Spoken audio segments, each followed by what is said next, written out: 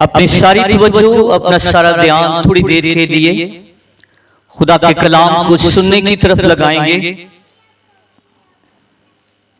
ये नहीं मसीहा की जुस्तजू कि वो दुख सहे मैं गुनाह करूं। ये नहीं मसीहा की जुस्तजू कि वो दुख सहे मैं गुनाह करूं। ये है मसीहा की आरज़ू कि मैं सदा गुनाह से बचा रहूं। मेरे अजीजों, इन दिनों मसीही कलीसिया खास तौर पर मसीही रोजों का आगाज कर चुकी है और आज रोजों में पहला इतवार और उस पहले इतवार में हम जब पूरे 40 दिन रोजों, रियाजत और दुआ में गुजारते हैं तो रोजों का ताल्लुक सलीब से है। किससे है? मसीह की सलीब से है। क्यों? रोजे जो हैं ईस्टर से पहले आते हैं और क्यों रोजों के अंदर खुद इनकारी मसीह की मसलूबियत और उसकी सलीब की बात की जाती है। ईस्टर की फतह, यीशु के जी उठने की फतह हम जो हैं वो एकदम से नहीं मना लेते। फतह के लिए, जीत के लिए इससे पहले एक बहुत बड़ी स्ट्रगल है। उससे पहले उसका दुख उठाना है, इससे पहले उसका मार खाना है, उससे पहले उसका सलीब पर चढ़ाया जाना है, उससे लांतान बर्दाश्त करना है। इसलिए ईस्टर से पहले रोजों को इसलिए साथ जोड़ा गया है ताकि हम उसके दुखों पर, उसकी मसलूबियत पर और उसकी सलीब पर गौर कर सकें। याद रखें, दुखों के बाद ही जो है वो बहाली है, दुखों के बाद जलाल है, दुखों के बाद कामयाबी है। क्या कामयाबी ऐसे ही मिल जाती है? नहीं। विक्ट्री, जीत या निजात ऐसे नहीं मिली, बल्कि उसके लिए उसे क्या करना पड़ा है? अपनी जान देनी पड़ी है, उसके लिए दुखों से गुजरना पड़ा है। आज थोड़ी देर के लिए एक ही आयत को हम सीखने की कोशिश करेंगे। मैं जानता हूं हम वक्त को मलहूज़ खातिर रखेंगे और चंद पॉइंट आज की कुलीदी आयत में से, आज की हमारी आयत कौन सी है? 18वीं आयत कि सलीब का पैगाम क्यों खुदा की कुदरत है। सलीब का पैगाम क्यों खुदा की? बज़ाहिर सलीब जो है हमें दुख की सलीब लगती है, बज़ाहिर सलीब पर यीशु जो है वो एक मासूम की मौत मरता नजर आ रहा है, दुख उठाता नजर आ रहा है। तो ये पैगाम कुदरत कैसे हुआ? ये सलीब सबके लिए आज जब हमारे गिरजाघरों के अंदर, आज जब ये सलीब हमारी गाड़ियों के अंदर, आज जब सलीब हमारे गलों के अंदर नजर आती है तो बज़ाहिर ये तो कमजोर की मौत लगती है, लेकिन इसमें कुदरत कहां से आ गई? क्योंकि खुदा का पाक कलाम ये कहता है कि ये ईमान लाने वालों के लिए क्या बनी है? नजात है। ईमान लाने वालों के लिए ये कुदरत का पैगाम। मेरे अजीजों,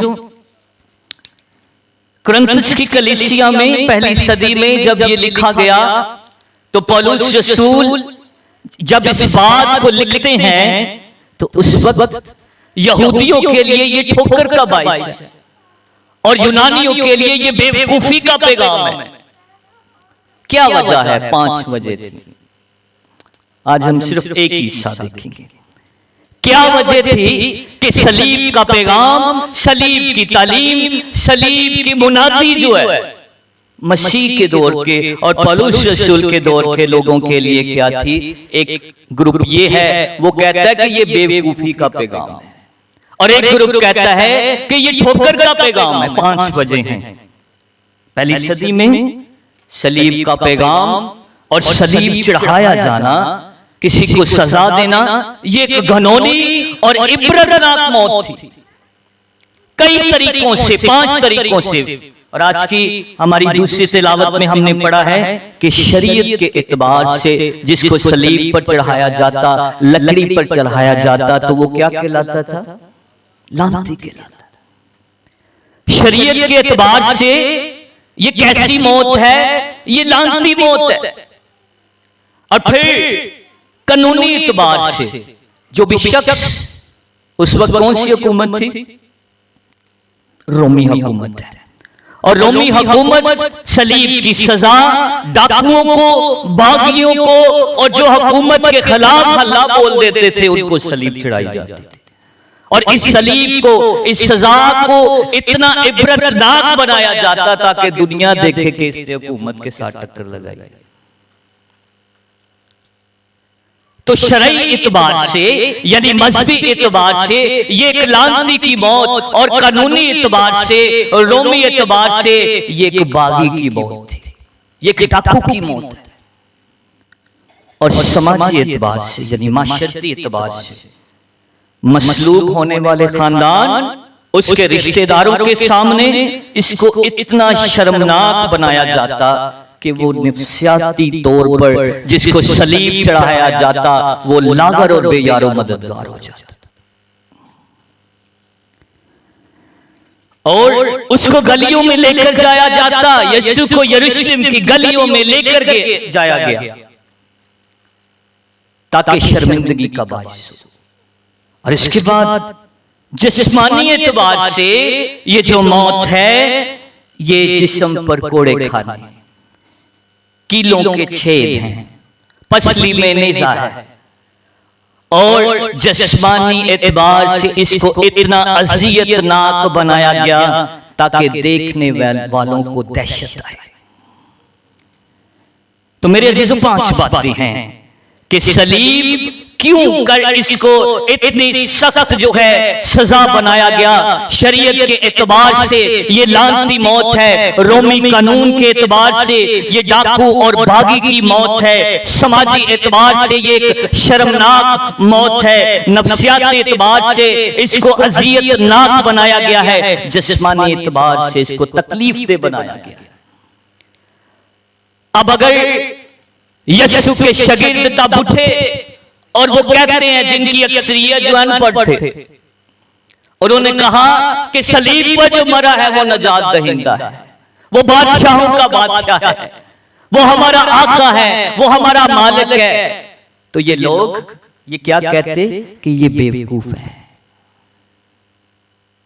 ये पैगाम ठोकर खाने वाला पैगाम, क्योंकि तब उनकी नजर में सलीब की जो मौत है कुछ बेहतर नहीं है।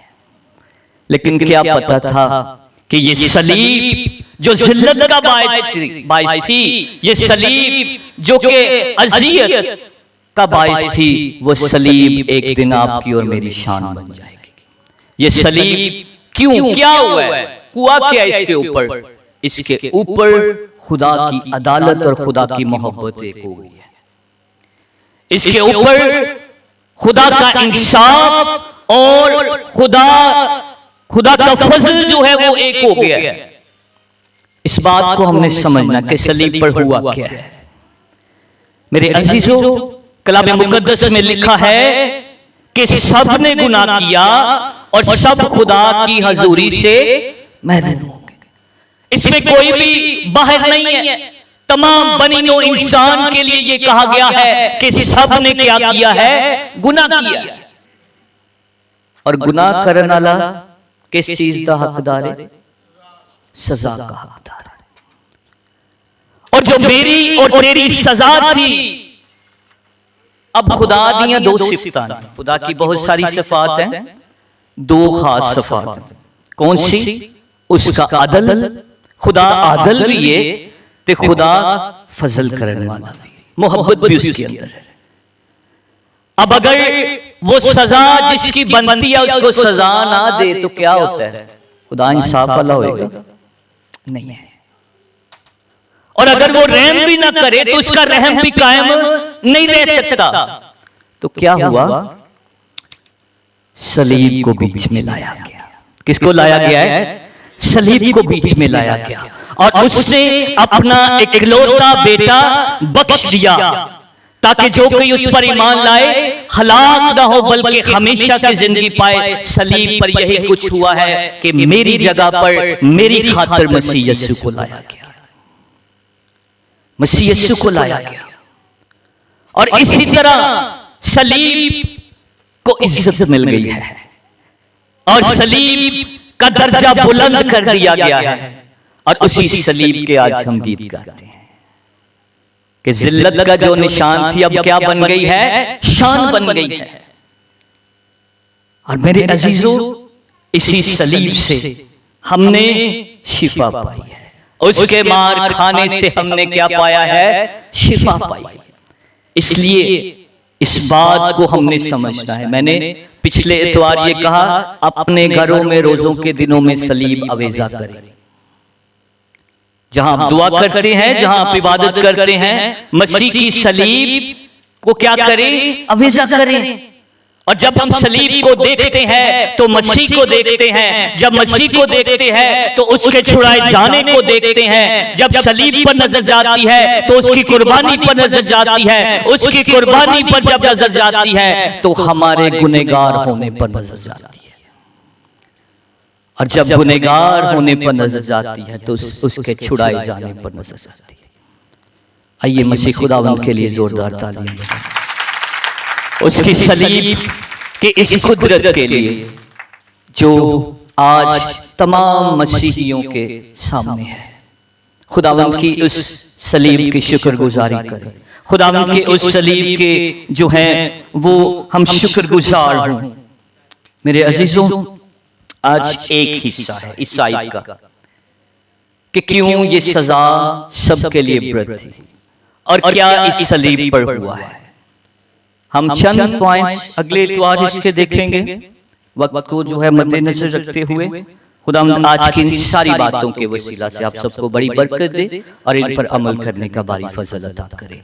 आमीन। आइए हम अपने सरों को झुकाएं।